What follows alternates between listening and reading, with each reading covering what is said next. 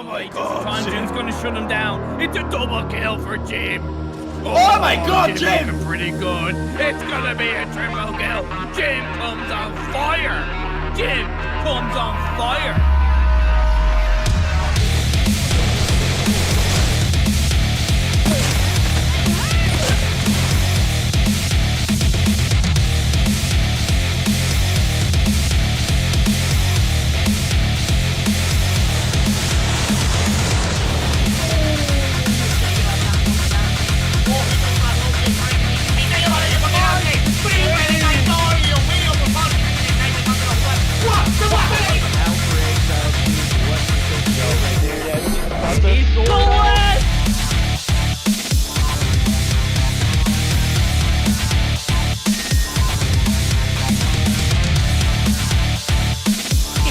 Angle, but couldn't land the shot. The dark scope, the two-piece!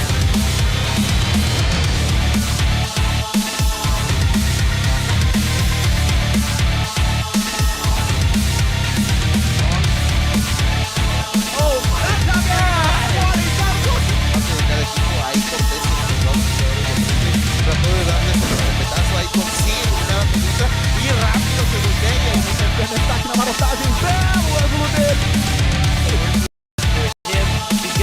Oh my god! Oh no! He was down to 1 second on the clock! Já pegou bala na cara do Master. O Almarinho vai tentando fazer o primeiro.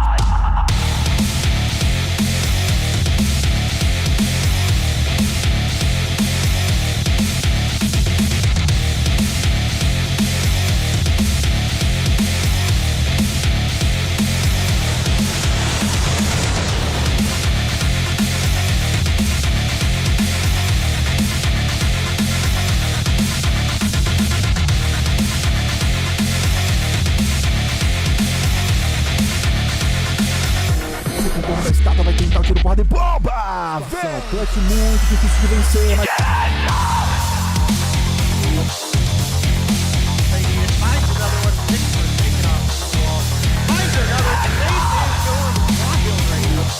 Square on the body that you hit. He no-scoped for a follow right there. He no-scoped!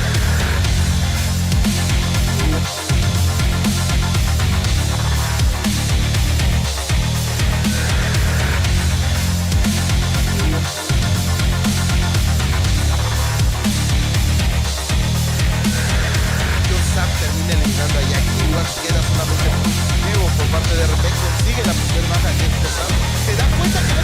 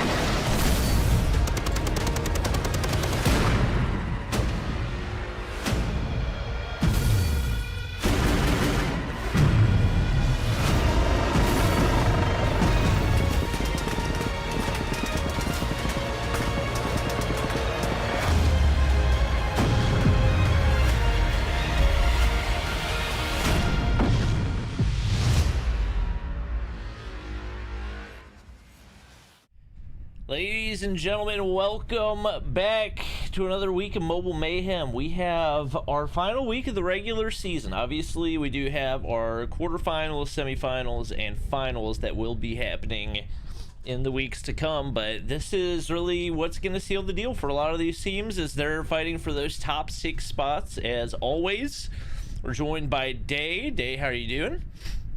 Doing pretty good, Anybody that joined me for my stream earlier knows we were raging a little bit at how bad the Magnum is, but other than that, the day's been pretty fine.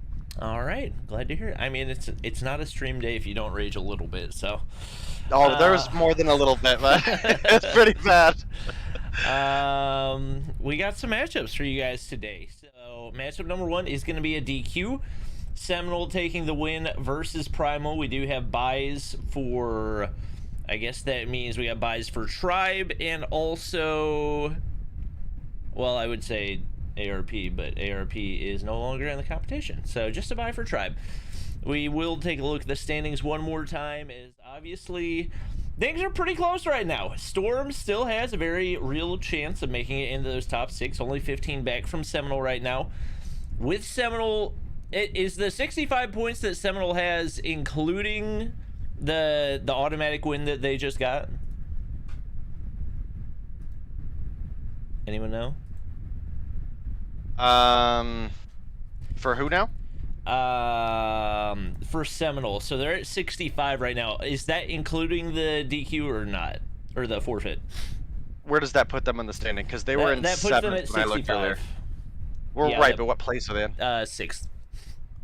Then yeah, that includes the buy from today. Okay, so that is where they're going to sit until the end of the day. Obviously, Storm does have a matchup that we're about to see right now. It's going to be against Zygnus, so even though Zygnus hasn't had quite as much success as we probably expected from them, with them being the #1 LATAM team heading into stage 5 and everything else, they are definitely still a super talented team, and this is not going to be an easy task. Do you see a way that Storm can pull out the win? It's definitely possible. I think Storm have stepped their game up quite a bit. Obviously, you know, we were mentioning a couple weeks ago, they obviously re-picked up FaZe from Primal, which is one of the reasons that, you know, Primal's been struggling to get a roster that has 5 together again, which season after season, I feel so bad for that roster. But you know, there's only so much you can do, and you know, I really think they have a lot of solid talent between Bright, Snicks, FaZe, Vibin, Losty, Yawn. They have a real chance, especially if Zygnus doesn't bring their A game, which is one of the things that we've seen them struggle with a lot recently. So definitely going to be on the lookout for that. But even at Zygnus on their worst, I would say looks largely stronger than Storm has this season, just consistency-wise. So that'll be the biggest thing for Storm for me, is they've got to bring their A game, and they've all got to bring their A game if they want to take down Zygnus. That is going to be for sure. Sorry, I'm trying to throttle my download speed because it's bugging things out and making it so that I can't hear you while we try to download the interview. We do have all of our teams loaded in, so we should be good to go. We will take a look at the maps and bans as we load in the lobby. Standoff Hardpoint for game number 1, Raid S&D for game 2, Summit Dom for game 3, bans for Zygnus on Crossfire, and for Storm, Firing Range, Annihilator and Kinetic Armor ban. So as expected, going to see a whole lot of the Sparrows in the respawns, and obviously with the MX-9 still not being nerfed, at least not quite yet, expect to see a good bit of that as we do hop into game number 1. Yeah, and I do expect to a degree that maybe we start seeing more TAC 5s get banned. We don't at all today. We have Annihilator and Kinetic banned across the board. Obviously both are still very strong, but that team-wide capability that the TAC 5 brings to the table, I really expect more teams to start to put a little bit more weight on than they do. But right now we do have a small lead for Zygnus. Storm trying to make their way in. Yawn. A whole 45 rounds of MX-9 didn't pick up the kill, and that kind of hurt to watch. Yeah, I don't know how they like it. With that many shots, you would expect at one point the hipfire just gets a little bit lucky and lands, but that was, like you said, a little bit rough to watch. And Zygnus in full control right now to TO 5-1 off the start, 5 for just as well. Snake's trying to keep his team in it right now, but you can see this Storm team struggling up against the talent, the experience that we're seeing over in the Zygnus roster. So they've got solid early rotations for P2 as well, just trying to hold down this side angle. We do have Snakes sneaking his way on into the hard point, but Zygnus players looking to contest right now, not going to be able to make their way in at least to start. Kimwack shut down as well, and actually looking like a solid potential hold if they can get this top side control, but that's going to allow Tatio to hop on in. not paying attention, and he makes them pay just like that. Zygnus finds the break and an opportunity to continue building on this lead. Yeah, Jan able to come through with one. They're almost able to secure the spawns back for his team, but just doesn't live long enough as I believe it was Tatio came through with a triple kill there, so really helping out the team. And as to be expected, right? Tatio's pretty constantly one of the strongest, most consistent players on this roster, so it does require him to do well for them to pick up wins against teams that are strong. I truly believe that Storm is a strong roster that just hasn't really had an opportunity to, I guess, bond would be like the easiest way to put it. I feel like they don't really have that same level of time put in as some of the other teams, but you give them a little bit of time and they could start looking way, way better. Jan, fortunately unable to pick up kills there. Zygnus going to get their respawns, and it looks like they have a good opportunity to re-break P3 here as it's only Snicks inside. FaZe is making the rotation in as well as Jan. They might have enough time to get on board here, but Cheto, dude, this kid is crazy with the slides in the shorty. Now, obviously the shorty, you know, isn't hard to like make plays with, but he's pretty consistent with it on the slides. Yeah, looking pretty good so far, and right now 10 and 4, pretty solid numbers. I mean, across the board, everybody except for Envoy and, well, I guess Envoy and Kimwax both struggling a little bit, but the rest of the team more than making up for it so far. Just gonna get shut down on the rotation on over to P4 right there, and Bright looking to hold things down. Trophy system keeping him safe at least for now. He's got a Sparrow to work with. Not really any streaks over on the Storm side of things, but definitely playing it well with the early rotations. He's got players there to back him up. Jan in the top side, going to be able to find one, trying to make it two, but Cheto right around the corner, staying alive, and that gravity vortex is going to come up short. Cheto trying to peek the corner, and neither player going to be able to get the kill right there, and that's going to allow the Storm players on the bottom side continue to maintain that hold. As you can see, still two players occupying, players trying to push from boxes over on Zygnus. Not able to apply that pressure yet, just pushing on in, but he's going to get shut down as well. This has been a really solid hold for Storm. I don't know if they're going to be able to maintain it, especially with the kill disparity that we've seen so far, but definitely a super solid effort for them, especially here on P4. Yeah, and it's quite a close game, actually. I mean, we're only sitting about 40 points between these two teams, and they absolutely could still drop this to Storm. So, Zygnus, while they are closing in on the win, they need to play this very, very cautious, especially as you look. FaZe has a Goliath. I don't know if I agree with it being bottom on this P1, but, you know, definitely have an opportunity to lock down some time with it, and there's more than enough time on the clock for them to pull together the lead as well. Jan comes through with two. FaZe's sentry gun picking up two in the feed as well onto Envoy and to Tio.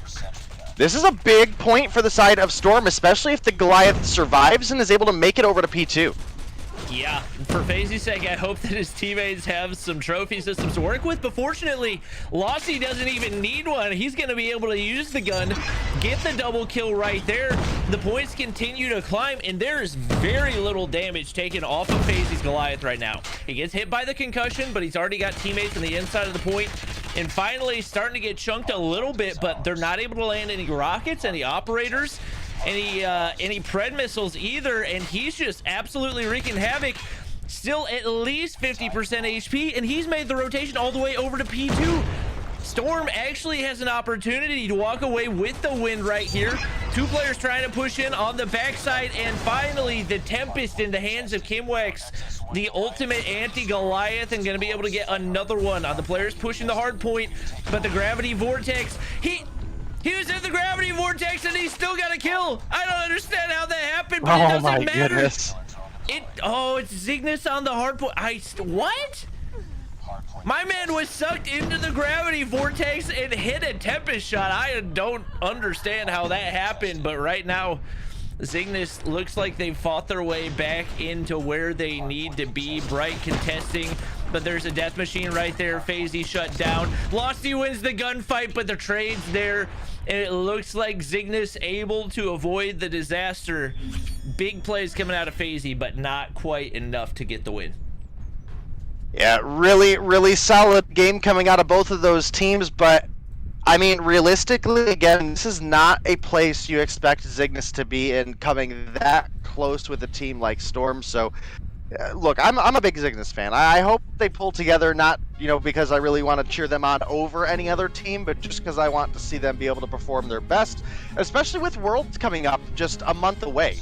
So, they're going to be going against the best of the best from multiple regions, and we obviously want the best show there. So, big win for Zygnus here, but I just feel like it should have been not a 30-point game.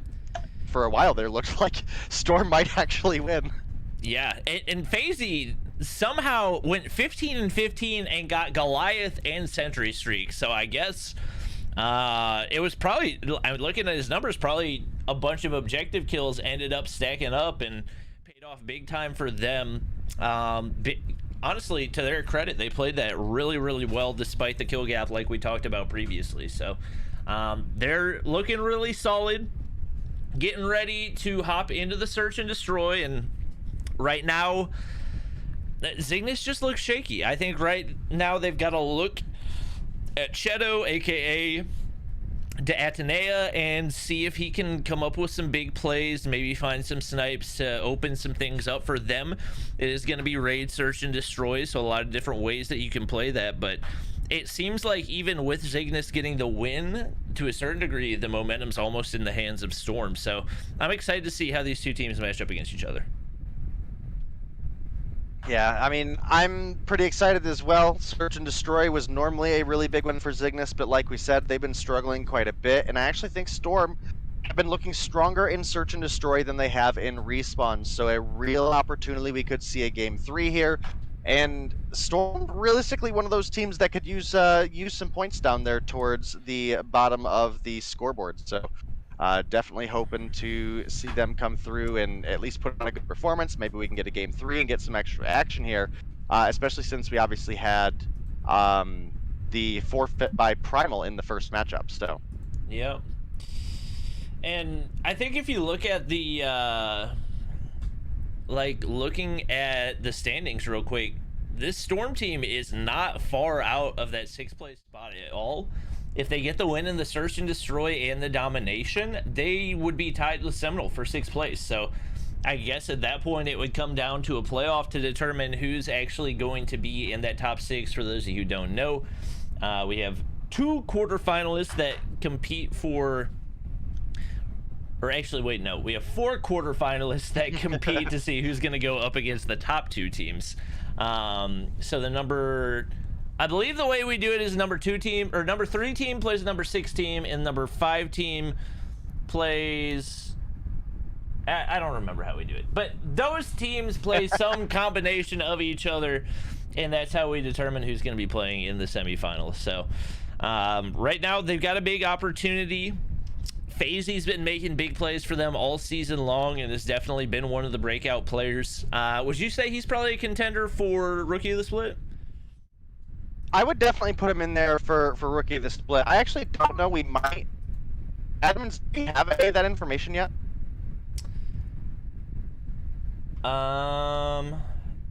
Yeah, I haven't seen any of it. I'm trying to think back to who we have, and for some reason the download completely bugged and we got network error, so I'm trying to redo that, and hopefully we can get that all squared away and finished up before we have to start the game. But I've been really impressed by him so far this season. I feel like we haven't had as many rookies this season either. There's some seasons where you see a bunch and some where you barely have any at all. So we do have, I would say, a lot of veteran teams in this season of Mobile Mayhem, which I think is part of the reason that we have seen a higher level of gameplay than we had in the previous season. So hopping into the Search and Destroy right here, excited to see what these guys are bringing, and obviously we're gonna have a whole lot of snipers out, especially when we see that gameplay over toward the A site.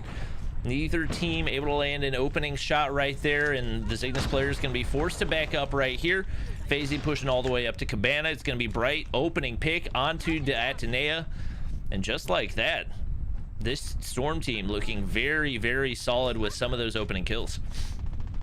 Yeah, they're definitely looking good right now. Faye able to land the shot onto Just. In fact, Just gonna find a 2-piece. It would be a long, hard fought one, but he could pull together a 5-man ace here, but rotates on over into Bright. That's gonna be the kill in first round, going over to the side of Storm. We're off to a good start. And chat, I do apologize. Dave's mic probably sounds laggy for some reason. The speed throttling for the download did not work, so it's only like 45 seconds and it'll be fixed. But it is going to be Bright, or not Bright, Storm taking round number 1 right there. And right now the Zygnus player is getting a little aggressive on defense, but not able to spot Bright right there. Datanea going to be forced to back up. Kimwex holding down the mid-map area. He's got Envoy over there with him as well, and now it is going to be the Storm players getting caught out of position. FaZe going to be able to find one, but he's looking for a 1v5 right now, and Zygnus not going to be an easy team to do it against. He had the opportunity right there, tries to turn on Envoy. Not meant to be. Super close to a deadly shot right there, but Zygnus able to even things up, and very different looks on the different defensive approaches. Zygnus getting super aggressive and pushing outside of basketball court right there. So interested to see if they're gonna stick with something dedicated. It looks like Storm gonna reevaluate and try some looks over toward the B site. Yeah, seems to be the case right now. You can see FaZe has a sniper out, maybe looking to pick up a an opening kill here, and that's definitely an area that Zygnus have struggled in the past couple seasons. Obviously, Cheto was making that transition to phone. Didn't play with them for an entire season, and has bounced into the scene. It is doing well, but you can definitely tell sometimes that the consistency of a Cheto that we once upon a time saw, where this dude is a repeat marksman of the split for Mobile Mayhem, just not quite back to that full-on odds yet. And right now we do have a first blood from Storm on to Just, so I would like to see a little bit more aggressive of a push here. At this point, a 1-for-1 trade is always going to be in your favor, especially if you're able to get the bomb down on the back of one. But you've offered a lot of time for Zygnus to make rotations now, and in fact, it is going to be Cheto and Tatio have now made the rotation over to A. This bomb could have been planted 5 times over by now. Yeah, I think they were kind of banking on the over-aggressive defense of Zygnus and hoping they could bait them into a couple, but as a result, they wasted a lot of time. It's going to be Cheto and Tatio finding a couple picks, evened up 3 apiece, and FaZe in a really tough spot right now, trying to find Envoy. He's got shots coming through, nearly hit the quick scope onto Kimwex. Hit marker onto Envoy, but just barely misses out on the kill. Yawn not going to be able to win the gunfight. All the pressure on for Snicks. The slide peek, low HP. Not the ideal time to peek that one. And Snicks feeling probably a little bit overconfident in his ability to make that rotation. Somebody's already on the bomb. Kimwex going to go ahead and stick it, and that's going to be another round going in for Zygnus. Bomb spotted. Yeah, big round for Zygnus there. They come up with the 2-1 lead. It's obviously not over yet. We could easily see Storm tie things back, or we could see Zygnus start to take even more heavy of a lead. If they were able to pick up 2 more rounds before, oh, what a nade by FaZe. Comes through, picks up 1 to Tio, sniper in hand. Not something we see a whole lot, but when we do, he's usually pretty successful with it. Comes through with the right refrag there. Oh my, I can't remember the last time I saw the Rytech in Mobile Mayhem, but Tatio making it look like nothing. Hit marker on the top bank room right there as well, but Yawn gonna be able to get away. Sees him right there. Kimwex gonna be able to finish off the kill. FaZe content to continue to chill inside Cabana. He doesn't realize there's a Tatio lurking. He hits the follow-up as well. And he's found his rhythm right here with the Rytech. I was not expecting to see that, but man, Tatio feeling himself right now. Yeah, been looking really solid, and you know, I feel like got a couple more hit markers than he needed to, but hey, if that's the sniper you're best with, you know, go for it. Not to mention he's obviously got a sick skin for it, so you know, it is what it is. Kimwex comes through with 2 before getting taken down. It's a good trade for the side of Zygnus. Envoy just followed up with 2 as well, and Envoy finds another on to the last player. And now we're switching sides, but man, Zygnus have a monster lead right now. Yeah, the first round for Storm has not converted into a whole lot else, as they now find themselves down 3 right here, and definitely very much the momentum in the hands of Zygnus. A couple players going mid-map right here. Losty getting real aggressive, push all the way up to Red Room. Not going to be able to see anybody. You got FaZe waiting over on the A site, trying to find shots over on the pool side, but it's going to be Zygnus with the first blood. Again, FaZe, a really unfortunate time to weapon swap right there, and that's going to be a wide open A site, or close to it. Snicks is the only one there to defend, and Envoy going to be able to get the shutdown. It's now Losty in a 1v5. Gets 2 right there, but you got a player right behind you. Kimwax spraying through the wall. Not a whole lot that you can do in that situation. Right now, Storm just getting absolutely picked apart, and they need a big turnaround to make something happen right here and keep this series alive. Yep, we see looking like a pretty dominant win coming out of the side of Zygnus. I actually expected Storm to have a closer game than they did in Respawn, but that has absolutely not been the case with the way Zygnus are popping off. I mean, we've got 8 for Just, 5 for Tatio, 5 for Envoy, and then 4 for Cheto and Kimwax each as well. So you can definitely see the kill lead is much in favor of the side of Zygnus, and the 1-for-1 trade comes through, and this is that capitalization with the bomb plant that I was talking about wanting to see out of Storm. They get opening picks, they go in for the plant together as a team, and now they're forcing Storm to play against the clock at a pretty massive disadvantage. It is 3 versus 2. It is possible for them to make the comeback, but this is not an easy point to break when the bomb's planted. Yep. 2 players on the outside trying to push in for this Storm team. Losty and Yawn, time is ticking, and Tatio has that information. Only way they win this gunfight is with a good slide peek with the sniper right there. Tatio going to be able to miss the first one, so they're staying alive, but not for very long. You got 2 deadly snipers on the bomb site, and Tatio and Cheto going to be able to land those final shots right there. And that's going to be a dominant search and destroy win for Zygnus. Looked a little bit shaky in the first respawn, the Hardpoint, but man, they came absolutely storming back, and definitely largely in part to the sniper in the hands of Tatio. They get a big win and a big 20 points to move them up to a little bit more comfortable spot in the standings. Yeah, and we did have a good performance coming out of Losty with 6 kills, trying his best there to pull things together, but the rest of the team just could not find that rhythm. They all had 3 kills, so not a horrible performance, right? I mean, it's not like we can say all of those rounds were super convincing. I mean, a lot of them came down to 2v2s or 2v1s, so they were realistically pretty close, but Zygnus, they just had a little bit more dominant of an edge. I would say Just popped off in Search more than we're used to him seeing. It's typically going to be your Kimwax, Envoy, Tatio that are top fragging for Search. So big kudos over to him, and that's going to be the 2-0 victory for Zygnus, and I gotta say, they needed it. They may have been in 5th place, they weren't at the cutting board, but I think it was only a 5-point difference, so they definitely could use the 20 there. Yeah, without a doubt. That's very much needed. Taking a look at the standings real quick.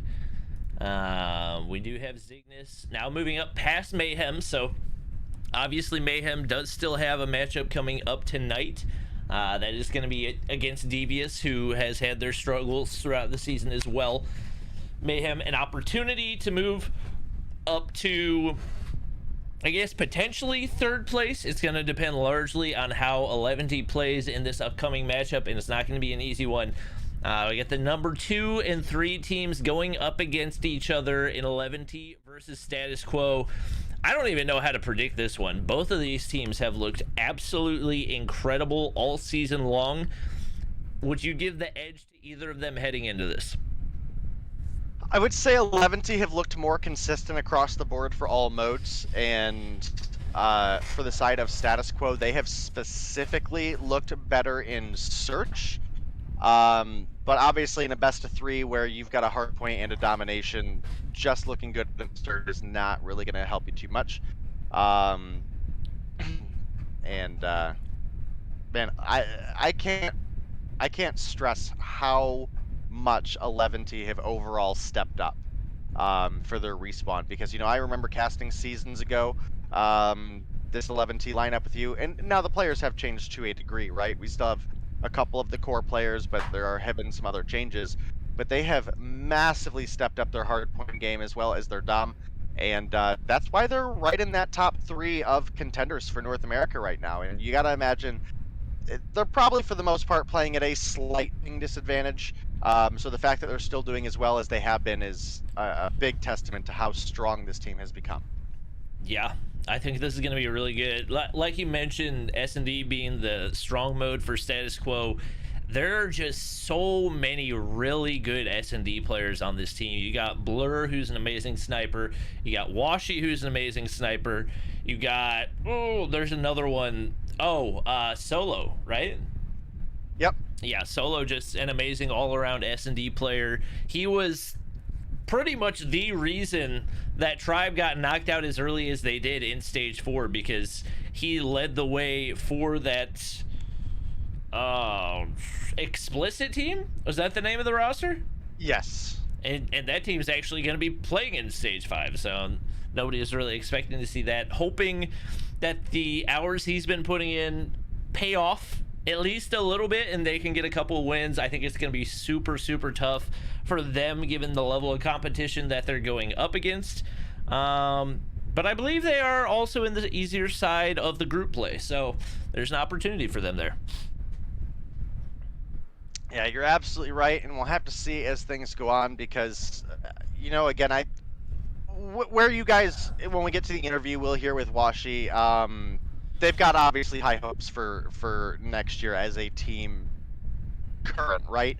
And we kind of knew already that Explicit roster wasn't going to stick together, right? I mean, this is now like the 3rd name we've seen them under since they have kind of hybridized between, it was Arsenal and Explicit. Explicit at the time. Now they're going under status quo, so a bit different, but the roster is still largely that hybrid roster, with the pickup of Ingenic as well, who's a player that I always trusted as a search player, but has stepped his game up in respawns as well. So really, really a strong lineup, especially if they continue to put the time in and start looking towards next season. They have a pretty real shot. So yeah, excited to watch this one. Still waiting for our teams to get loaded in. How long is the interview? 7 or 8 minutes. 7. Okay.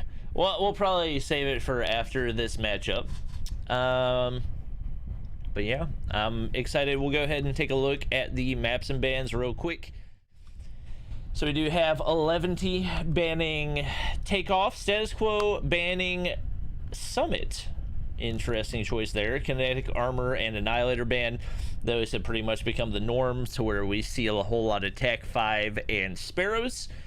We do have Standoff Hardpoint for game number 1, Firing Range S&D for game 2, and if we go to a game 3, which for this matchup especially, I really hope that we do, it is going to be Raid Domination. So very solid map lineup right there. Anyone in particular that sticks out to you? I do in general believe that this matchup is probably our best one of the night, the most likely to go the distance. And just kind of looking at the map picks and bans, and our operator bans are the same all night, guys. Annihilator, Kinetic. So kind of keep that in mind. But looking at a Standoff Hardpoint, we just saw it. We're going to see it again for game 3. That's a map that everybody here should know and love. And then moving on into the Search and Destroy, we're going to have a Firing Range, so another really common one. And then Dom, if we make it to it, would be on Raid. So all of these players should be quite comfortable with the map lineups that we have, and as well as the viewers, I believe. I mean, these are probably the top 3 favorite maps for people in the competitive scene. Yeah, I think most people would probably say those are the 3 best maps in Call of Duty Mobile. So You really can't get. I'm trying to think if you could ask for a better map pool, especially with the ban on Summit. I'm not saying Summit's a top 3 map, but I would definitely say it's a top 5 map. So when you got Summit out of the equation, those are 3 super solid options for any game mode that you can play. Should definitely be a good one. Finally getting our players loaded in. So we do have 11T loaded in. Do you know who Todas Mias is? Who is? The top middle player. Yeah, I had the stream pulled up. Top middle player, I believe that's going to be Yuhi. Okay. So we do have Yuhi, Pomini, Jason, aka Zai, Wiru, and Palan. I heard Zai had a 20 kill S&D against Seminole. Is that correct? I believe that's correct. Yeah, it was definitely 20. I don't remember exactly what team it was. I think it was definitely Seminole, because I remember watching it back and thinking, man, they really threw that. That sounds right. All right. Well, when you got a search and destroy team as solid as 11T is, you can never take anything for granted, and hopefully, despite their talent, we don't see that happen for Status Quo either. Just one more player to load in, and then we should be good to go for game number 1. Hardpoint Standoff. Do you anticipate that we'll see maybe a little bit of struggle here for Status Quo? Probably in the respawn. I fully expect them to have a better performance when it comes to search and destroy, but it's either way not going to be an easy one, because while the 11T lineup has looked better in respawns, they have not missed a step in their search. So they still have a chance that they could close things out 2-0 here. It's not going to be easy for either team. And that's just the reality of the situation we're in. All right. Well, we got most of our players ready up, so hopefully just a second here and we should be good to go. We may very well be seeing Hardpoint Standoff throughout the entirety of the night. We'll have to see. It is. That is our matchup for all 3. Right. But we're getting spawned into the game, guys. And, hopefully it's going to be an exciting one. We've got 2 really stellar teams for you guys. And, that's what we wish we could put on for you guys every match. Yep. Getting ready. Hopping on in. It is going to be MX9 City, and everybody's leaving the game. So we're going to redo the lobby, and we'll be back in just a second. And it's probably going to bug my game. And, oh, wow. We instantly got out. That never happens. Weird. You're not wrong. That does never, ever happen. Usually we're sitting there for like 5 seconds struggling at the just give me some sort of info section. Mm-hmm. All right, well, thumbs up on our end. I'm assuming somebody probably had something equipped that they weren't supposed to, but it looks like they got that all fixed up, and we are hopping back into the game. Yeah, it shouldn't take us too long to get into it, guys. Looks like everybody loaded up, spawned in this time, so this should be it. Dia Mariana? That's Washi. Oh, yeah, that's right. All right. Hopping on into things. Tall task ahead of the Status Quo team is obviously you got to win 2 respawns if you're going to be able to take a win in the series. They're trying to make the push for backside, and Jingo, big kill on the inside of Grandma's. 1 player on the hard point. It's going to be Washi hitting, or no. It's going to be, I believe, Yuhi getting the kill right there, and some time going in for 11T off the start. Wiru holding down the statue head glitch, but not going to be able to hit that trace, and that could have been huge. Just like that, Washi from over on Tractor going to be able to hit his shots. 11T still holding down the hard point, but we're starting to see the collapse in from the Status Quo players. Jingo going to go ahead and hop on, and just like that, time is going to start to stack, and Pomini comes flying on in. Big shots right there, but it looks like both teams already playing for that rotation of P2. Yeah, they absolutely are, and it's one of the key ones because it's one of your biggest money hill opportunities as far as Standoff is going to go, right? It's the one with the easiest and the just overall best spawn to maintain, and it can be the most punishing for the enemies. So that's a pretty key factor in looking for that one.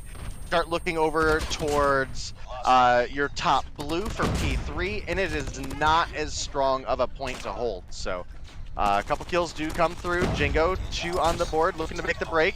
Picks up 1 onto Zy. Oh, that was a clean play for Pamini right there. Sprays all the shots out of his MX-9, but fortunately for him, he's got a shorty to work with. Solo's got one too. He's going to be able to hop topside and an opportunity for the break for that status quo team, but not going to be able to find it. Todas Mias trying to find something here as well, and it's Ingenic proning right there with a shorty, but oh, what a play. Completely outplays him right there. Beams with the MX-9, and it will be 11T picking up the rest of the scrap time, but it's Solo with a double kill over on P2. Palan trading trades left and right. Nobody in the hard point for either team right now, and Ingenic looking to get the hold as he nades bottom side. A couple big kills coming through, but you know, obviously we're still pretty early in the game, and it's only really 22 points between these two teams right now, so anything could still happen. You can see Jingo on the stairs with the shorty looking for some kills. Sparrow almost charged as well, and Sparrow is a incredible tool for this specific hardpoint, just because there's so much AoE potential that you can bring, and you know, that's kind of functions like a, honestly, just better gravity vortex. If you want me to be honest here, as much as I love the grav vortex and wish more players would learn to use it on a more defensive situation than offensively, the Sparrow is just more consistent at essentially doing the same job. And we have bad news for 11T. Number 1, Pamini is disconnected from the game. Number 2, Wiru is struggling big time. He's 2-10, while the rest of his team is all, what, +4, +5 right now. That is a terrible sign for 11T, as they were likely banking on getting this respawn, given how solid status quo has been in the search and destroy. And just like that, not only does status quo have the lead that they built from that full 60 hold over on P3, but they now find themselves in a 5v4 as well. 11T, they gotta get some crazy streaks if they're gonna be able to pull out something right here. And right now, it doesn't really even look like they're trying. You can see Yuhi all the way over at blue right now, finally gonna make the push on out, but there's just not a whole lot they can do to get a break right here. Jason gonna find a double kill, but traded out by Washi. It's gonna be Yuhi with the frag to find number 13 right there, and nearly had Ingenic as well, but the shorty in hand says not today. Right now it looks like status quo with that man advantage should be able to secure the win relatively easily. Yeah, looking to be the case, and you know, obviously that man advantage is coming through in a really, really strong way. And I actually can't honestly say I had spectated Raven at all through there, aka Palmini. Was he like disconnected in a corner somewhere for a while, or? No, everybody was significantly positive with the exception of Wiru from the majority of what I had watched, so that might just be like an internet thing. Not entirely sure what it is, but fortunately for status quo, they're going to be able to come up big time right here. Wiru pushes in, gets the contest, but it's just not been his game. 5-16. And our admins are saying that Raven was AFK for a while and he left VC2. So if I had to guess, probably some internet issues, but yeah, definitely really, really unfortunate for this 11T team. As a result, status quo comes up big. Some struggles for Ingenic, honestly for a lot of the team. Jingo, Ingenic, Solo, not really quite what we would expect to see out of them, but Ingenic doing a really solid job of playing the objective. Same for Jingo, and they're going to be able to head pretty confidently into what is most definitely their best game mode in Search and Destroy. Yeah, and hopefully we'll get Raven back, because obviously we don't want to see 11T lose this one on the fact of a disconnect, but you know, we also can't, you know, give them a replay because players at the end of the day are ultimately responsible for their own connection. So it's unfortunate. Hopefully we'll see better for the game 2, and maybe we'll still see a game 3 yet. As we mentioned, 11T, still a incredible search and destroy team in their own right. So it could absolutely go either way. And we saw them pull off a crazy comeback against Seminole last week. So we know that they're capable of not just making the big plays, but also making comebacks whenever you do start to see that gap form. We have Pomini leaving. I believe that is Raven, right? That's Raven, Okay. yes. Potentially resetting his device to make sure that we don't have any more connection issues, because we definitely do want to see the most competitive possible search and destroy that we can, especially with this being our best matchup of the night. Like we said, the number 2 team versus the number 3 team. Our number 1 ranked team in Tribe has a bye tonight, so an opportunity for one of these teams to take the number 1 spot. Yeah, absolutely. And, you know, I fully expect, I believe Tribe has a bye today and plays Mayhem tomorrow, or Thursday. So there's no guarantee that Tribe picks up any more points. So obviously they can, right? Like that's, you know, I'm not at all saying they're not going to, but if Mayhem were to come through with a strong game and you add that into the bye today, Tribe could be stuck at exactly where they've been. And that's not ideal for Tribe, but it's definitely ideal for some of the teams that are in the running in those for fighting for the top 1 and top 2 spots, because you know those top 2, remember, they get a bye in the first round of the quarterfinals. They won't have to play; they'll be able to go straight into the semifinals, and that's just one less opportunity for them to get eliminated. So, especially with so much talent up at the top of the brackets right now, like that's a whole nother conversation to have as well. So, I mean, if you look at those standings, like realistically, anybody 1 through 6 could win this entire thing. You look at Seminole, and they have definitely not played up to what they were expected to this season. But there's so much talent on that roster; they could win it all. Tribe could win it all. Instead, like, looking at every single team there, I 100% believe that any one of them could end up winning this season. And in my mind, there's not really a clear-cut favorite right now. Obviously, you do have Tribe at the number 1 spot, but every one of these teams has shown that they have weaknesses and strengths, and a lot of it is going to come down to how you play in the clutch time. Yeah, I'm super excited to watch those playoffs happen. yeah, me too. And we're just waiting on Raven to get reconnected, guys, and we'll get you into the action. And again, hopefully he's able to stay connected this time, because I don't want to see these guys lose just due to a disconnection issue, especially again when I think this was going to be our best matchup of the night in the first place. So, you know, hopefully I'd love to see a game 3, especially since we're already like planning on having a short night at this point. Yeah. Apparently 11T does think that Raven's power has gone out, so hopefully that comes back soon. And I mean, worst case scenario, you're playing a mobile game, so just connect to your data and hop back on in. I don't know if it's as easy as that for them, just depending on their situation, but yeah, hopefully. Well, you would think that would at least give them an opportunity to reconnect, but obviously depending on where you are, sometimes that mobile connection is not great. I mean, just trying to cast a couple weeks ago, you know, remember I drove down to McDonald's, and that wasn't even playing, you know, so. Yeah, I personally have absolutely terrible service at my house. I have terrible home Wi-Fi, and I also have terrible service. So it's really a win-win for me right now in my current situation. Sounds definitely a little sarcastic, I'm gonna be honest. No, well, sarcastic in it being ideal, yes. Yeah. But yeah, not everybody gets to live close to the cell phone towers. I don't even know if cell phone towers are still a thing anymore, but I'm assuming that they are, and that they're just very far from where I am.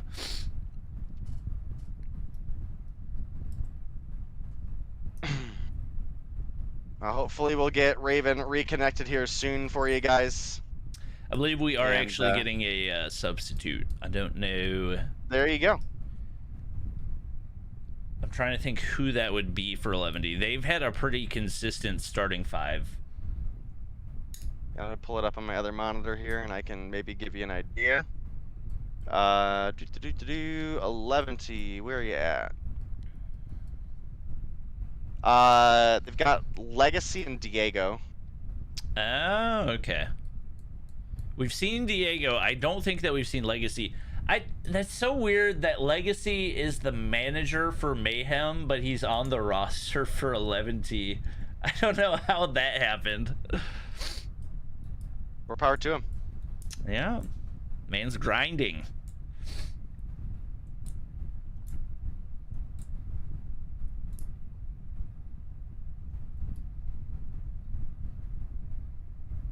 Hopefully we'll see one of those players pop in here shortly. Obviously we want to get you guys back to the action as much as you want to be in it. And again, I think all hands on deck to cheer for a game 3 here.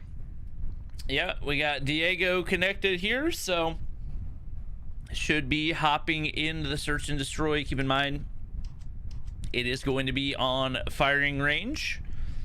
Always a good one. Players to keep an eye out for. Obviously, we talk a lot about how good Wiru is in the search and destroy, and most of the time, when he struggles a lot in the respawns, he follows it up with a ridiculous search and destroy performance. So that's obviously a player you got to keep an eye out for. Jason dropping 20 with the sniper and S&D last week.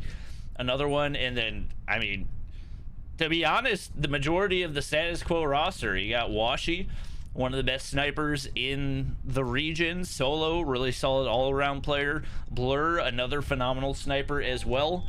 Should be a really competitive one, and it looks like everybody is good to go as we hop into game number 2. Enemy has dropped the bomb. Yeah, looks like we're gonna get rolling, and you know, again, we're glad we were able to get you guys at least a 5v5 for the final. Not really the final day because we have one more day, but you know what I mean. For our search and destroy, we're glad that we were able to get you guys a full squad, and again, they have really potent subs on their team. I mean, these are not pushover players, so we could absolutely see an intense game here. It's gonna be first blood for Diego, as a matter of fact. So, yep, well-placed nade to find something in 11T. Now full, sending that rotation on over to A. There's only one player there to defend. It's gonna be Blur. He's gonna get shut down. No kills on the board for status quo right here, and 11T completely in control. Diego making the substitute, and he's already in a rhythm. 2 kills on the board for him. It's on Washi to try to clutch up right here. He's got a sniper to work with. Got a shorty as well, but only 30 seconds. Not going to spot Wiru right there, and that's a questionable spot to reload. I've got to imagine that was probably an accident. It's going to be 11D taking round 1. yeah, well needed round for 11T again. They are sitting down in the matchup overall, guys, because of the largely because of the disconnect. I don't want to say that's the only reason, because we did have a good game going on either way, right? So, you know, glad they're able to put together a full roster for this. And, you know, again, I'm all for cheering for the game 3 at this point. Yep. First blood goes to Solo. He's going to get traded by an SMRS. I had not seen that in a hot minute, but Palan, well-placed shot right there. And once again, it looked like they're actually waiting for Jingo to connect, as he may be having some connectivity issues as well. 4v4, Diego pushing his way up a little bit. Blur on the backside of the site. And he's trying to hit this nade lineup that we've seen the Chinese players do before. The backwards nade through the palm trees. Can he get it to land? It was not meant to be. Would have definitely been a beauty, but he does not realize their players pushed all the way up. That's going to be a free kill for Wiru. Free plant for Diego as well. And once again, super solid start to the round for 11T. Yep, and it's looking more and more doable that we could see a game 3 happen. Obviously, we're, you know, gonna be on the lookout for the rest of these rounds, because You know, we've seen plenty of reverse sweeps between good teams in Search and Destroy before. You know, just because a team's looking solid right now doesn't mean they're going to have as good of a performance on the second half, so. Now, finish the mission. Ooh, Talon trying to clutch up. Wasn't meant to be. Washi slides on in. Shorty in hand. Very solid end to that round for Status Quo right there. That's going to even things up 1-1 right here. And looking like it's going to be a very back and forth matchup. Can't really take too much from the stats this early in the game, but the fact that you got Wiru already getting 3 kills, good sign for 11T. He's one of those players they're really going to have to lean on to carry them through against a team like Status Quo. Trying to hit the nade lineup right here. See if they can get anything, but very, very passive approach for Status Quo. It's only a blur. We're waiting on the backside of A. 3-man setup over on B as well, with Jingo playing that mid area, just gathering information everywhere that he can. And right now, no real options for 11D other than hope that your sniper finds the first blood. Yeah, I mean, that is the reality here, and I gotta say, dude, Zai has been looking great these past couple weeks, so there's a real opportunity where, you know, he absolutely could pull together a really good round or a couple good rounds and bring the team a lot of good fortune, but you've got several MVP tier snipers on the side of Status Quo. It's going to be hard to compete with, so if Zai is going to pick up a first blood, you got to hope it's going to be on, you know, the likes of a Blur or a Washi would really open the door for your team a bit. And you see 11D baiting out the defense from Status Quo right there. They go ahead and make the push over toward B. Trades for both. Jingo going to be able to find Wiru, and players dropping left and right for 11T. Pressure on for Blue. Oh my gosh, Jason, what a quick scope right there. Opportunity for a 1v3. Bomb has not gone down yet. And we see, oh, the peak, but the hit marker would have been absolutely crucial. Blur's right there. That's an easy kill for him. Opportunity for the 1v3. It's Washi on the inside, but he's got a shorty in hand. Huge shutdown for them, and back-to-back rounds go in for Status Quo. Has dropped the bomb. Bomb spotted. Yep, and looking solid for the side of Status Quo right now. Again, you know, even though that second round was looking good for 11T, and even that third round for a minute was looking pretty good, Status Quo were able to come through and clutch it up. So we're still going to be in a tight game here again. Low-key cheering for 11T because, you know, we want that game 3, but largely it is not an easy call, especially with Status Quo looking as solid as they are right now. Again, I would have expected if they were going to win, it was going to be the Search and Destroy. They got honestly super lucky in the Hardpoint that Raven had a power outage, but yeah, what you gonna do? We had a perfect read out of Wiru, but teammates able to get the trade right there, and just like that, 11T man disadvantage once again. They've been able to find a lot of those opening frags, but not able to execute when they need to. Jingo gonna get picked right there. It doesn't really seem like Totus Mias knows where to look, and it's going to be Washi hitting the snipe there once again. So many of these coming down to 1v1s, 2v2s, but 11D just not able to close these out, and they've got to find something here. You saw Washi with the first blood onto Zai as well in that round. That's just not something that you can let happen. 11D got to throw some different looks here as they're becoming a little bit predictable, and we actually see Yuhi pushed all the way up right there. Gotta find that kill. Player right on the inside of the doorway reads it wrong. Free kill for Jingo. Palan's gonna be able to find one in the plant, but still a 2-man disadvantage for Status Quo, and not an easy clutch as Washi hits another right there. He's going to town. 6-1 through these first 5 rounds. And like I said, if you're Zai, you've really got to be looking for a snipe onto one of these snipers on the enemy team right now. They bring multiple snipers to the table, and they're always effective. So if you're not going to have that same level, then your team is going to start getting picked off. Unfortunately, that's what we're seeing happen a lot right now. So 4-1 lead for the side of Status Quo, starting to look like this one might be just about over. if 11T don't wake up here. We did switch sides, so maybe that's what it takes to get them back on the board, but man, not a great spot to be in. You cannot afford a mistake against a incredibly strong search and destroy team at this point. And Zai was finally able to hit an opening shot, but he gets a hit marker. We see Blur, the snipers for Status Quo. Just so difficult to counter. Where are we going to find one? But he gets traded out as well. So 11T, man, disadvantage again in solo. He's so good at being in the right place at the right time in the search and destroy. Another big pick. They're just so good at getting those trades as well. And now looking to make a push over toward trailer. Not able to hit those shots. Yuhi not going to be able to land, but it is going to be Zai finally finding that huge kill. However, Jingo is there. He's waiting. Yuhi Shorty pushes in, and it's just too powerful. The movement clean for Jingo. And man, Status Quo looking so good as expected in the search and destroy. One round away from closing this out. Defend the objective. Yeah, looking like it's going to be a quick 2-0, which is, again, kind of unfortunate. We would have liked to see the game 3 between two really big Titan teams for North America and Latin America, respectively. Especially teams that bring such a sniper presence to the field. Again, when's the last time you saw someone put up 20 kills in search in Mobile Mayhem? Zai able to do it last week, not having as good of a performance here. For anybody who's maybe late on the name change, Jason is Zai, so a player you guys will certainly recognize. Yeah. And it's come down to a 2-2 at this point in round 7 here.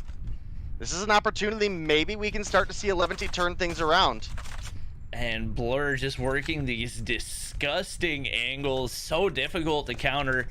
We get another, I think Palan he's got 3 kills so far, and I think 2 of those have come with the SMRS. So I guess it's meta again. I honestly don't even know anymore, but right now 11T backs against the wall. They need a clutch, and they need it bad. Bomb is down. It's gonna get picked up by the Status Quo team, and Blur seemed like he had some information, but now kind of second guessing himself. He's gonna go ahead and peek back toward Woodside. Bomb has not been planted yet. Nade's gonna go on in. Actually, Smoke's gonna go in right there, and Blur was just waiting. Yuhi picked off once again.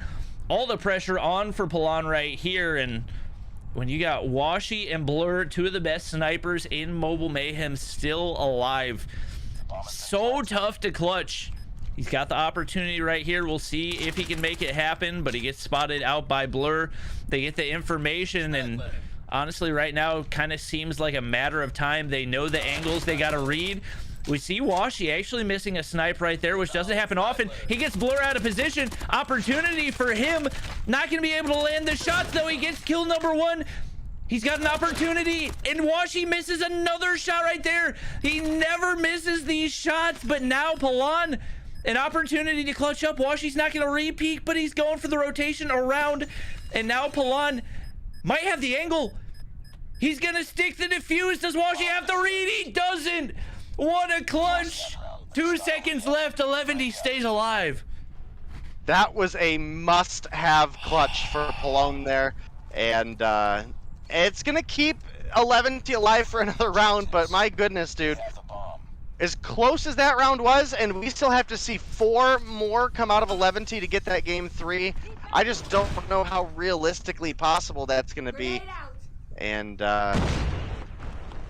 yikes, it's possible, but I'm thinking it pretty much lights out for 11 here, at least for today's games.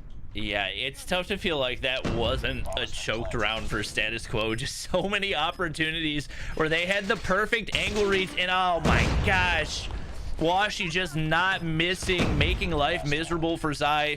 And now all the pressure onto Wiru to try to clutch up right here. He's getting shot from every direction possible, and Status Quo not gonna make that same mistake again.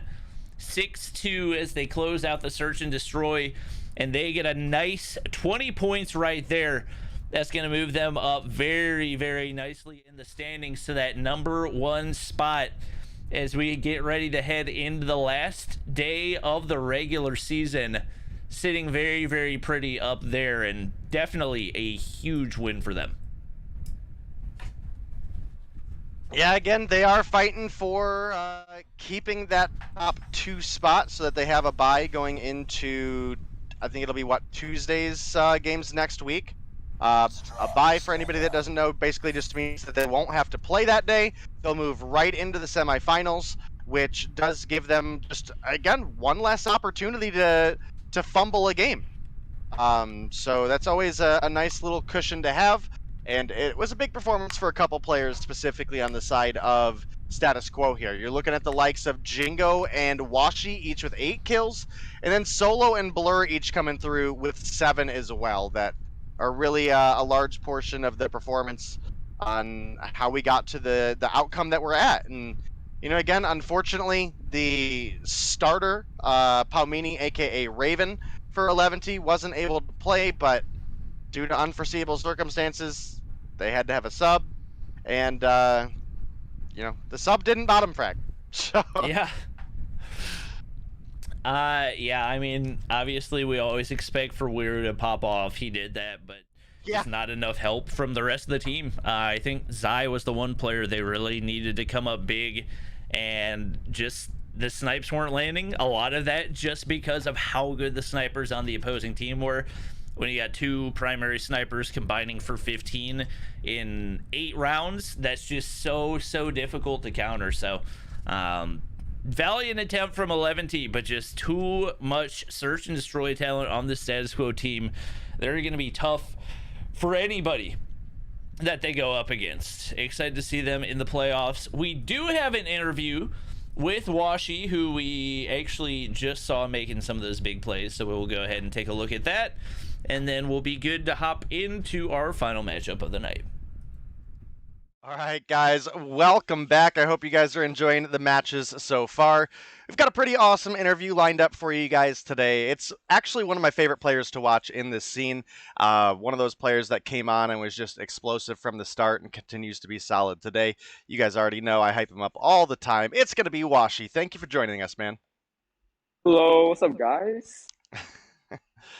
Well, as we were mentioning, obviously you've been a pretty star player since you came in, and I think you really impressed a lot of people. Obviously, we saw you join with 8 Kings, and you know, kind of came in a real explosive way, right? You guys played off against Tribe, didn't win, but you put up some crazy numbers. You grabbed a lot of attention from some people, and you've climbed pretty high up the ladder now. We saw you obviously have some time with Zygnus in the past on Zygnus Black, and now you're still looking pretty solid here with the new lineup. And, you know, kind of one of the questions I want to ask, what have you really focused on from the time you came into the scene to now, as far as your practice goes, or what you look for in teams or anything of that nature? My focus, I mean, like, I'm like, you know, like, by my name, you know, trying to come up to be, like, one of the best snipers in the game currently. And, like, you know, that's just, like, my current goal right now. Like, like, for my team, we're just trying to be, like, one of the best, you know, overall. Make it, like, you know, #1 for Mobile Mayhem. Gotcha. As you know, kind of speaking of teams there, obviously we were mentioning, you know, coming in on 8 Kings, Zygnus, and now obviously with Status Quo. What other? I mean, have there been other teams where we just didn't see you? Obviously, I know you were kind of on that bridge of the age gap, and now you're able to play again. Are there other teams that you played for or tried out for between then and now? No, not really. The teams that y'all see me play was the teams that I've been playing with. Gotcha. You pretty happy with where you're at, though? Yeah, I'm pretty happy. I mean, we've been pretty successful. We're pretty high up there in the Mobile Mayhem leaderboard. So, yeah. Oh, you guys are killing it. I mean, you guys are up in 2nd place with 120 points right now. You absolutely have yourselves locked in for a at least a finals run. Obviously, that will depend on you guys keeping 2nd place, whether you play in the qualifiers or if you guys get to go straight to the semifinals. But you guys are in a great spot. The only team ahead of you guys right now is Tribe, and it's only by 15 points. So yeah, still in a great spot. I mean, like so far, like I pretty much like tried probably like our like most rival, like probably one of our hardest teams to beat or play against actually. So like yeah, seeing that at number one isn't really, I, yeah, we're trying to reach for it. Would you I mean, is that what you guys are pushing for? You think you'll be able to take over Tribe and score this season before the end? I mean, yeah, that's. I mean, if we put our work into it, we put in the hours, we put in the grind. That's possible. Yeah, definitely. Definitely been a good season for you guys right out of the gate. I mean, and you guys have a really, really solid roster as well. I mean, uh, everybody here will know that Jingo is also one of my favorite players. He's a homie, and I'm always excited to see you guys get to play together because, again, you're both players I've followed quite a bit from the start. But then you've also got other talent that came to the scene and had a rough start, but is doing great now. The likes of Blur, obviously Solo, another one of those players that I actually compared you guys quite a bit because he came onto the scene pretty explosive the same way you did and really grabbed a lot of people's attention. So I think you've got a really sick roster lined up, and hopefully you guys are able to stick it out and have a good running at the beginning of next year too, since the age won't be really an issue for you guys then. Yeah, I mean, like everybody's always talking about how me and Molly, always like so good as a duo together for the game, and then like obviously Dingo, always there supporting one of us. Always got one of our back. Yeah, just I guess my next question would be, when did you start playing COD? Now, that doesn't necessarily mean COD Mobile. Did you get into Call of Duty back on Xbox, or what was your first COD that you played? Your first one that you really enjoyed? My first ever COD that I ever played was Black Ops 2. Like back then, whenever it came out, I was playing on the console on Xbox. Oh, it was a day. It was probably one of the best like experience I ever had with COD. It was just so toxic, but it was just fun at the same time. Like you always hear guys like screaming and like cussing. Like it was one of the most like it was just one of the funniest things ever. So is that one of the things that you enjoy the most then, is getting to hear like your enemies rage in the Yeah, recap? yeah, that's probably one of the reasons why I was so on mobile. Just to hear the people like raging and getting mad. It's kind of funny to me, but it's like it just brings back memories of back in too. It does sound like we may be losing you a little bit if you're in a bad connection spot. Oh, is it? Sounds a little better now. Okay. All right, so Black Ops 2, your first COD. Did you play pretty much COD every year until mobile came out, or? I played COD every year until it had to turn into the Xbox One, into the new gen. Because at that point, I didn't get like that serious into it, and I didn't really care anymore. That's when I started like going to high school, and other than that. Gotcha. I mean, that makes sense. Being one of the younger guys in the competitive scene, still that timeline definitely matches up. I kind of talked about it a bit in a couple different points we've made already, but obviously next year I think is going to be a big year for you because obviously you're going to be at that 18 mark. Not only are you going to continue being able to compete in Mobile Mayhem, but obviously you then have the 2022 full-on Activision series. Yeah. Your Masters, your stage 1 through 5, the whole shebang. Obviously that's got to be something you're excited for, I would imagine. 100%. Probably was like the reason why I'm still grinding this game at this point, just to play for Masters, trying to win it all. Right. What would you say your key thing that you would personally think you need to work on as an individual between now and then to be able to stay at your best and have a shot for that World's show next year? Honestly, it's just having connections with everybody, like getting known, not known, but like getting well with everybody. People from China, people from everywhere, Seminole, whatever. Just trying to have a good connection and just making sure that we can scrim against each other, play against each other, have fun though. That's like the most important. Like just making sure that we're staying in our own skill currently, so we don't get washed or lose any of our skill.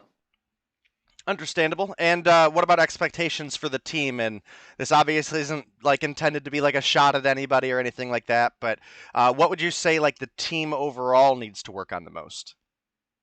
Honestly, just communication. Like low key, like we do argue a lot, and I could call out some players, but like I'm not gonna be bogus. But yeah, just really like a lot of communication. Do you guys have like a designated IGL? Yeah, it's gonna be it's between me and Molly, or actually just both of us. We do it together. Gotcha, gotcha. I'm actually kind of surprised that that Solo's not on that list. Yeah, I He's mean, Solo comes in every now and then. He supports, he comes, and he makes like the right decision. And sometimes like the decision he makes really impacts the game and makes us like either, well, most likely win.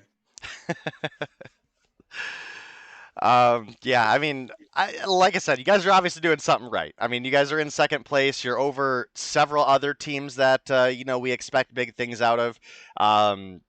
I mean, you guys are ahead of 11T right now. Mayhem, Zygnus, Seminole is a big one that I know both you mentioned as well as obviously everybody else said, hey, when Seminole gets into the Mobile Mayhem scene, they're going to dominate, and that just hasn't been the case.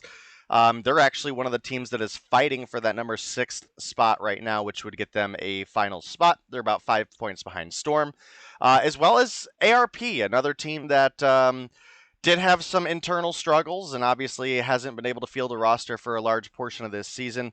Did get a chance to talk to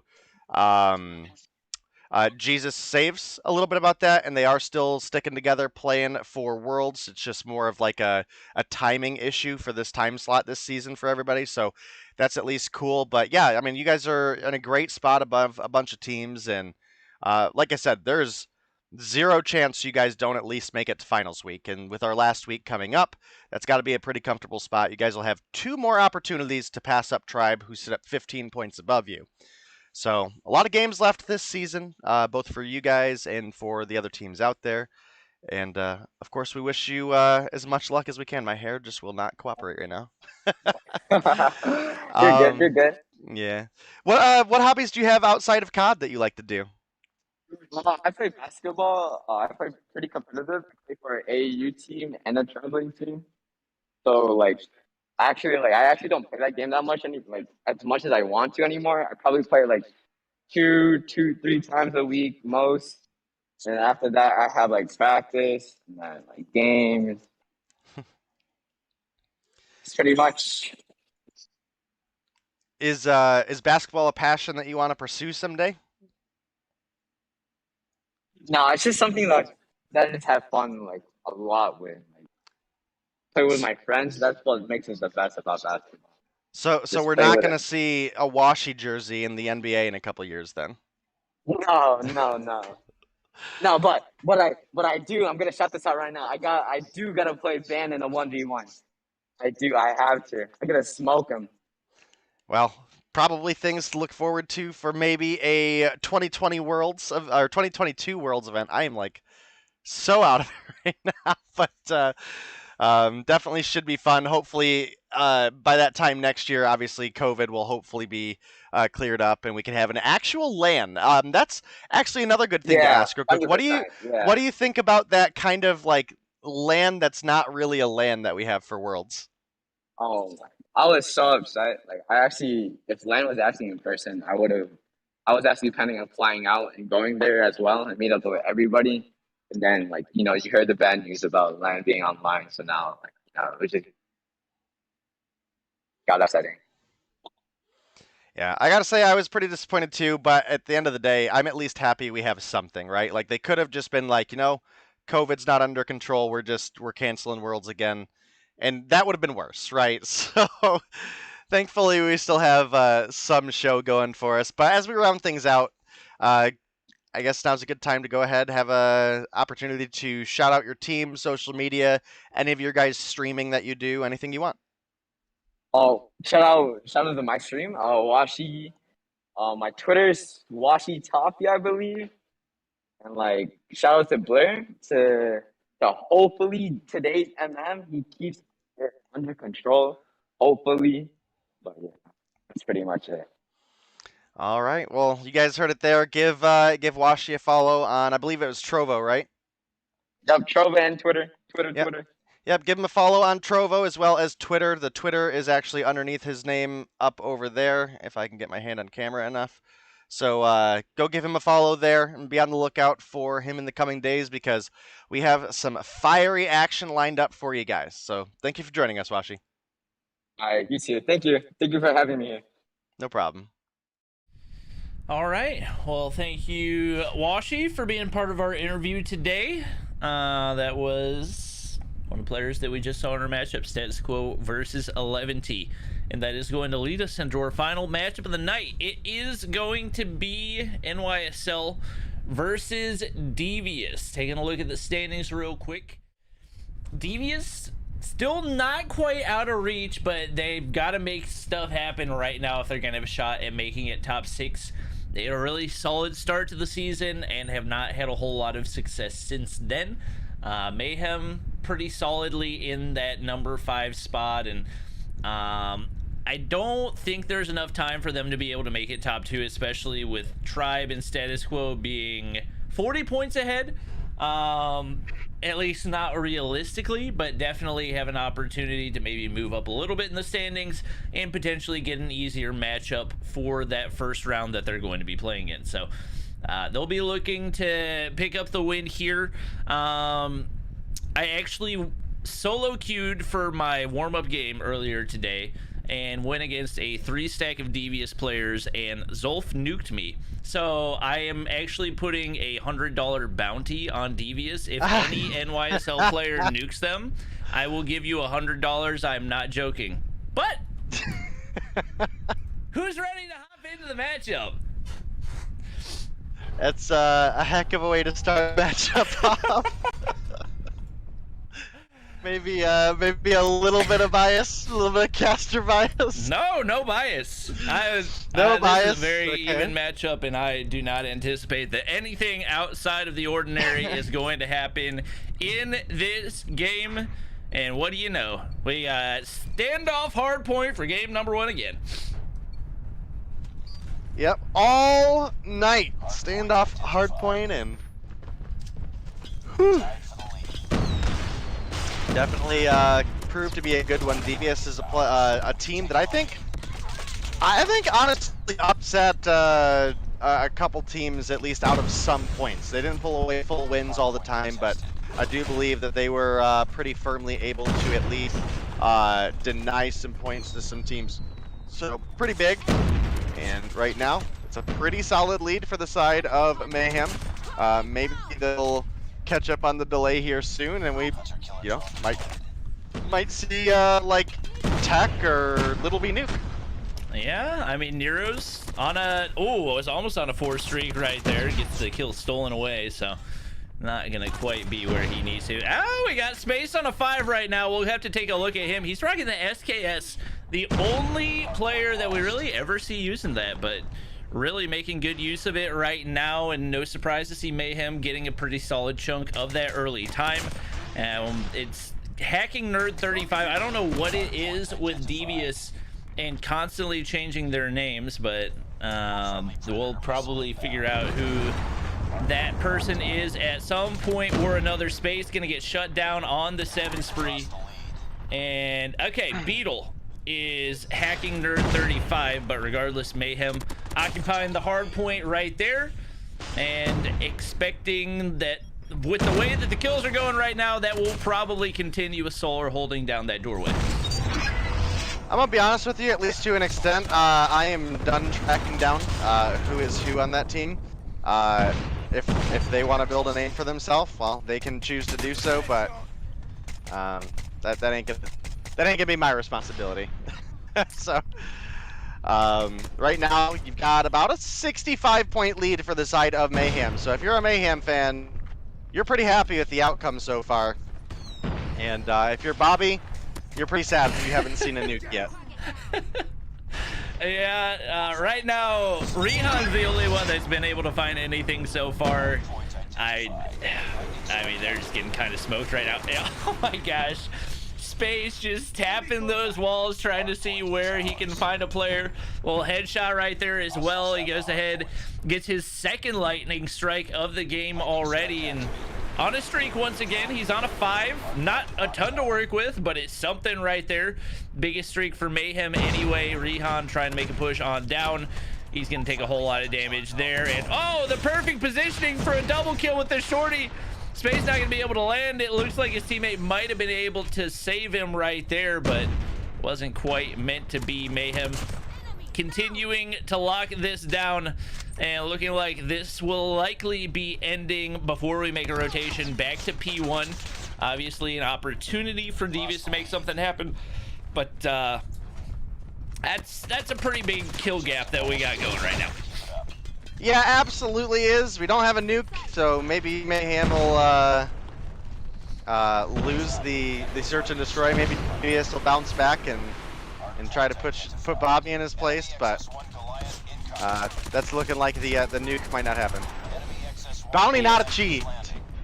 Bounty not achieved. It sounds like we got a Goliath hopping on in, and Mayhem just looking to close this one out. It's actually not going to make its way in. The Sparrow going to be able to get the shutdown, at least for the time being, but once again, Solar in his favorite spot, proning, looking at a doorway with a shorty in hand. He's going to be able to get the final kill of the game. Pretty dominant win, 150-24 for Mayhem in game 1. Yeah, dominant performance coming out of them. It was hard to really say a whole lot of anything going on there, just because it was so one-sidedly in control. I mean, it's not horribly often that you see a team come through with a 126-point win in Hardpoint.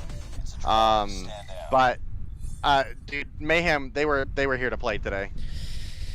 Yeah, they did not mess around even a little bit, and I mean the scoreboard tells most of the story right there. That's a pretty big kill gap, like we talked about. No surprise, Nero the objective king for NYSL. A minute 53 on the hill. He only got 9 kills, but still went more than double positive, so solid game for him. And based on the fact that usually search and destroy is the strongest game mode for NYSL, I don't anticipate this one's gonna go too long. Is there anybody you see that could potentially turn that around over on DB? I mean, there's always a potential, right? Because these players aren't bad. They're just certainly not as strong of a team as Mayhem are, and you know that's going to be a case for a lot of teams that we talk about. So right now, I'm feeling pretty much like I'm riding the Mayhem train. I don't think there's a realistic opportunity where Devious pull through a search win. If they were gonna get a win at all, it would have had to have been in the Hardpoint, right? I mean, that's just the unfortunate reality. Yeah, I would love to see this be a competitive one, but it just doesn't seem like it's in the cards right now. It is going to be firing range, search and destroy, so on the bright side, we've at least got a good map. And do we have the exact same? We have the exact same maps. Another beautiful map for pool 2 and 3. Yep. Standoff, Hardpoint, firing range, S&D, raid domination. Just really good all around. Wow, I mean, there is zero variation in our second 2 matchups. I'm not complaining though. No, when it's actually good maps and we don't have to see Crossfire and we don't have to see Hackney Yard, and you know, I'm here for it. So pretty excited about it. And again, Mayhem, typically speaking, going to be a way stronger search and destroy team than they are a respawn team. And the fact that they came through with a 126-point win has me not feeling super confident for DVS whatsoever. Yeah, we got all of our players readied up, so we should be good to go to hop into game number 2, potentially the last game of the night. We might be waiting on screenshots, not 100% positive. And we're good to go.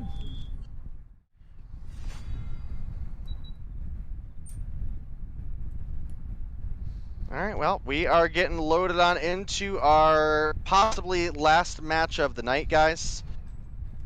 And it's been a good one. It's been a good one. I would have liked to see, obviously, the 11T status quo game go a little bit further than we got, but I still feel like we got a pretty solid set of matchups here tonight. We're just waiting on one player to connect on the side of Devious at this point, and we'll get you guys back into that action and see who comes through with the W. Yep. We've got Blessed with the Iron Sight Kilo in hand. I actually tried the Kilo the other day. I'm strongly convinced it is one of the 5 worst guns in all of Call of Duty Mobile. And no surprise to see him putting it away, pulling out the Holger instead. Definitely to be expected. That seems like an upgrade. Yeah, I'd say a little bit. We got Rehan, one of the players we expect to see some snipes out of over on this Devious team. We'll see if he can contend with Little B, who was, the last time I watched Mayhem, absolutely in the zone, was not capable of missing a shot. Right now, Rehan content to play passive, but he gets a teammate pushed up through trailer. Waken, gonna get taken out. First blood goes in for Devious. Yeah, Devious picking up a first blood gives them an opportunity to maybe pull together a first round here with an advantage. Make things a little bit easier for them. I mean, obviously it's not going to be easy, but we do get a trade coming back for the side of Mayhem, and that's going to at least even things up as far as the player lives go. Oh, Little B has not missed a beat. He gets a hit marker, and Sakal's actually going to be able to get the shot on him right there. But he is in a 1v3 now, and the bomb has not gone down. Not going to be able to hit that quick scope onto Nero, and the NYSL players content to play passive. Has the bomb in hand, trying to check back toward bathrooms. Might be able to find Space right here. Space going to spot him. He's going to hit one shot, if I had to guess, probably with the SKS. What? Follows up with a shorty shot from absolute no man's land. How that had to be 25 meters. Oh my gosh. Nice little cleanup right there, and the Space gets the final kill. Mayhem takes round 1. We got the bomb. Yeah, Mayhem definitely needed that one, because that first blood was looking like it might give Devious a little bit of an edge. Obviously that didn't last them very long, but again, you expect Mayhem to be dominant in search. That's been their kind of money mode, I would say, for the most part over the past, several seasons at this point, which is hilarious because they do not like search, or at least, well, Tectonic doesn't. So the fact that they do so well in it is kind of funny to me. Yep. We see players once again making their way up a little bit for Devious. Rehan trying to find a pick on the inside American. Little B still waiting. That's his favorite spot to be, especially on this map. And Waken's right on the inside of the trailer, just getting information anywhere he can in Space. The shot, you can actually see name tags through the bottom of trailer right there. Another big pick, and just like that, Sakal all alone once again. Bomb is down. Nero on the flank, gonna be able to pick up last kill pretty easily, and as expected, Mayhem in complete control once again. Enemy has dropped the bomb.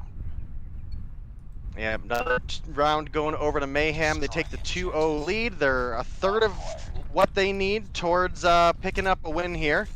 Obviously Devious aren't gonna make it easy on them. We've had a couple good rounds already, with first blood going over to Awaken. That hope that Devious makes this a little bit more of a competitive matchup starts to fade away even more. So definitely looking largely on the side of Mayhem to come through with a W here, especially as Space gets another pickup there. Was that through trailer again? Yeah. Oh my gosh, he is really mastering those spots. And once again, 3 rounds in a row. Sakal, the only player alive. Space really hoping he can hit the God nade over top, but there's nobody there. And Sakal left in a 1v3. Actually finds Space right there, has the opportunity, but not going to be able to hit the follow-up. Mayhem players make their way back to the bomb, and the 3-0 lead is going to be theirs. Nice work. Get ready for Yeah, but I don't want to say it's not shocking, but I mean, dude, it's really not shocking when Mayhem comes through and and are dominant in search in general. Again, for seasons, that was the one game mode that they really heavily relied on to pull their wins together in, and honestly, they've gotten better at it. I mean, the competition has definitely gotten better between seasons. Obviously, last season, I mean, we were struggling to have 4 teams look solid. This season, like you mentioned earlier, there's no for sure winner, right? I mean, there is a real opportunity that any given one of the top 6 right now, assuming, you know, Seminole were to make it, could come through with the overall season W. And it's, I gotta say, I've had a lot more fun casting it. Yeah, without a doubt, it has been a blast this season. Definitely one of the most competitive seasons we've ever had, and now Solar making his way up. Unfortunate timing for Beetle right there. He's gonna get picked. Enemy has dropped the Now, Bomb. Oh, Bomb's actually gonna go down right there, and I believe that's on the inside of Trailer. So take a look at Solar. 2 players actually gonna get picked for Mayhem, and an opportunity for Devious to win around. Rehan's got a shorty. Now it's Nero in a 1v4, slowly making his way through jungle right now. You would think Rehan should be able to get this bomb planted pretty soon. It's a call. Playing that backside, and Nero sees the sniper in hand, says, never mind. I do not desire to challenge that angle. Sakal spraying down, trying to find something. Not going to be able to hit the sniper shot, but Nero just no options to work with. Blessed, spraying through that wood wall like paper mache. And finally, Devious going to be able to find a round. At least someone else understands when I say that firing range has paper walls. You get it. You get it. So definitely is the case. I mean, it is real easy to get messed up on firing range, especially in you know, what's essentially still a Holger meta. So you definitely got to give players that are still rocking that gun a lot of credit. And especially on a map like this, where it's just such a potent tool. I mean, you know, look at all the sniper shots we see go underneath the trailer and pick somebody off of a bomb plant. You know, so looked like Little B had an angle over mid right there, but couldn't make it happen. And honestly, Awaken's lucky to be alive, because we had multiple snipers trying to wallbang that tin wall that he's hiding behind as well. Right now, Devious still playing this insanely passive, and Little B tired of waiting. He's just hoping that one of his wall bangs lands. Hopefully he doesn't actually run out of ammo right there, because that would be extremely unfortunate. But now Devious full committing over toward B right here, and Space is ready. Wall bang again. No surprise, they get the information on the push. Bomb still in the hands of Beetle, and some of that utility going out toward Tires. Sakal's gonna find Little B right there. Space still lurking on the back side. They hear the sniper shot go through, and Beetle gonna pre-fire right there, not landing anything. I don't think they realize Nero's still in that cubby and could cause some real issues. Space hits the shot right there. It's gonna be a clean one. Slides around the corner, but he misses the shorty shots. Unfortunate timing. He's got no ammo to work with. Trying to make something happen. The quick scope on to Sakal, gonna close out the round, and Mayhem finds another. Yeah, they lead 3-0 right, or 3 rounds right now rather, which does give them a pretty big cushion. We still have an opportunity where Devious maybe turn things around a little bit. Obviously, we're gonna switch sides as that was the 5th round, but Mayhem only 2 away from maybe pulling together the win, and it's got to be a rough position to be in for Devious. You definitely imagine they're, you know, going to be trying to focus their comms, trying to bring things together here where maybe they can pick up a couple rounds, because for them, picking up at least 5 points here is like, actually they might be out now that I think about it. But the bragging rights at that point, right? Like that's when you don't have a ton on the line, the bragging rights is always going to be a big one. Yep, and I think Nero's getting wallbanged again. I don't know where he's getting a wallbang from, but they're going to be able to survive. Little B finds first blood. Player on the inside of trailer for this Devious team. Rehan trying to find the cross snipe as well. Little B gets the information, but he doesn't take the shot. That's going to be a free kill for Rehan. They're still down a man right here with Awaken finding one. but now a more manageable situation. Bomb going down over on the A site, and Rihan, if he can find the pick on Nero crossing away, could be an opportunity. Sakal finds 2. Just like that, they've got a man advantage. Pressure onto Nero right here. What a quick scope out of Rihan. So clean right there. Solar's gonna find 1, finds 2. Opportunity for the 1v3 now, as he probably is gonna see Sakal on the rotation. All he's gotta do is sit back, play time. Let's see what Sakal has right here. Seems like he's probably got a shorty. I'm lagging. Oh my gosh. Oh, he's got away. a shorty, but only 10 seconds to go on the clock, and Solar playing the head glitch as the clutch reel. Oh, just barely drops it. Oh no. Pain. Oh, that's rough. Lost that round. Oh, he had a chance for the 1v3 clip. Had the bomb heady and time on his side, but he couldn't. I think it came down to he had too much strafe speed on his MX-9. I think if he had stood still, he probably would have won the gunfight. Ooh, and sick call onto Little B as well. A little bit of fight coming out of Devious. Yeah, and they definitely need it here. They're down 2 rounds, so they've cushioned the blow at least a little bit. They do have a first blood, but refresh does come through. Ooh, Sakal, so close. We've seen so many players make that shot. Right now. Not gonna find anybody, so gonna just start making that rotation over. The bomb plant does come through for the side of Mayhem body, so they can really force the side of Devious to have to play out of position. But speaking of out of position, Space gets rotated on from behind. Nero finds 1, but gets taken down by hacking near Nerd 35. The double kill comes through. Another clutch round coming in for Devious. I don't know who Sakal is, but this dude can snipe. He's hitting some shots right now. He's got 10. He's been the Little B killer. He and Rihan have hard countered, combining for 17. Little B's only got 4 right now. Big struggles for the sniper over on Mayhem. And this is starting to look like actually Devious has a shot at winning. Maybe that wallbang for Sakal goes a little differently. He finds Little B on the other side of the wall. Perfect timing once again. Time and time again, Rihan and Sakal single-handedly carrying through. And the nade. Oh my goodness. Onto Nero's gonna land as well. Mayhem's falling apart. Awakens all by himself. Blessed making his way down that ramp. And now the opportunity for the 1v4, but Zulf's right there. He tries to make the read, but Rihan slides through. 3 rounds in a row going in for Devious. Ladies and gentlemen, tie game. Yeah, I mean, this is a one heck of a comeback, to say the least, bringing it back against a team like Mayhem in Search. Obviously, Sakal, who I can tell you exactly who Sakal is. Sakal is Sakal. Oh, okay. Well, there we go. Yep. New identity, but the only one we're gonna reference. So, all right. Good to know, I guess. Thank you for Little the B comes through. Thank you for the non-information. I appreciate it. And Little B's gonna drop.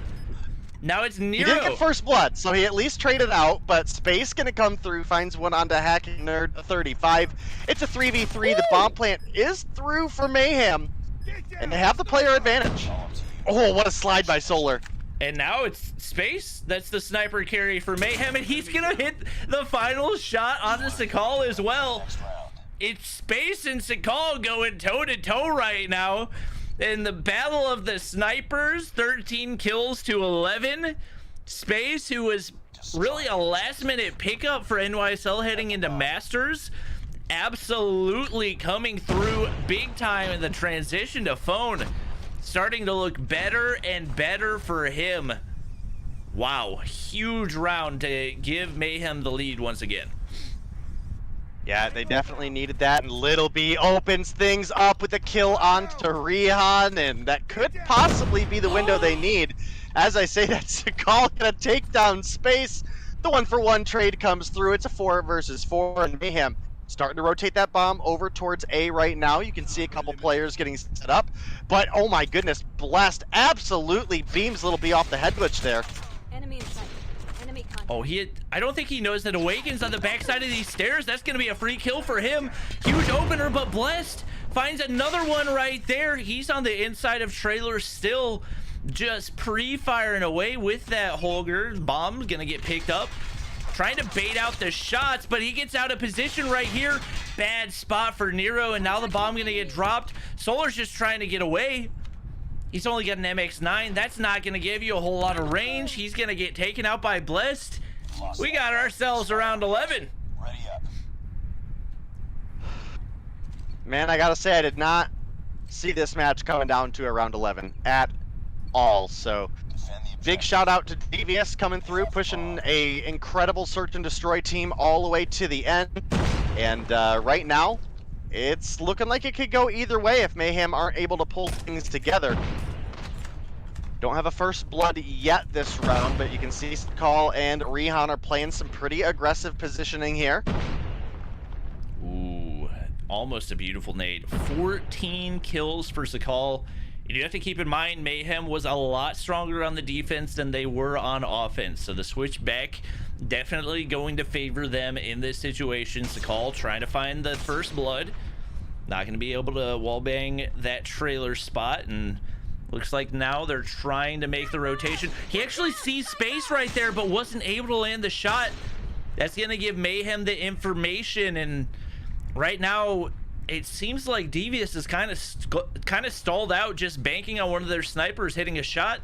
Solar in that mid-map position, just so much information that he can give that it makes it tough for them to do anything other than full commit to one of these bomb sites. Right now, has an opportunity to wallbang a little bit right there. That's probably what he could have potentially gone for. Not quite able to see him through that window. Devious has to make a move right now.